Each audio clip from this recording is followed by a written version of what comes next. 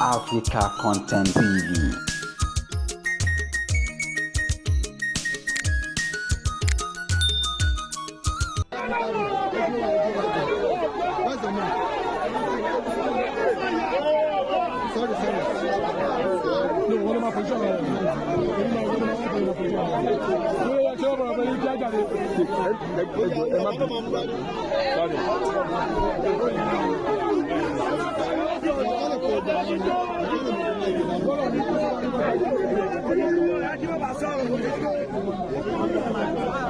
Are you ready? Are you ready?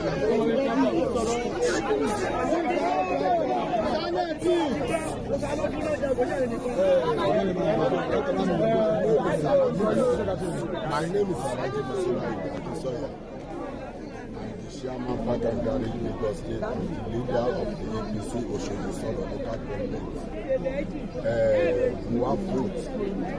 Mo dẹ̀ rí pé Oshodi local government wà mo dẹ̀ fẹ́ gbogbo ẹ̀yin tẹ́ wà nínú ilé pé tẹ́ jáde tẹ́ vote. Mo ní báwọn èèyàn jáde inú mi dùn gan mo ṣe bá gbogbo àwọn èèyàn tó ń vote tó dẹ̀ ń lọ. Gbàtẹ́mi náà débi sí tí mo vote mo rí pé kò sí wàhálà ó wà pẹ̀lú mo dẹ̀ máa sọ pé Oshodi is always peace.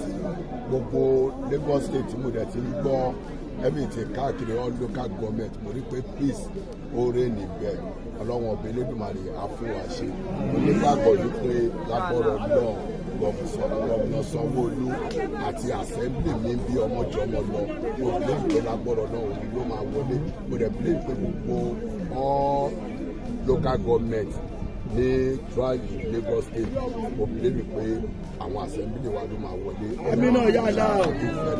God bless you.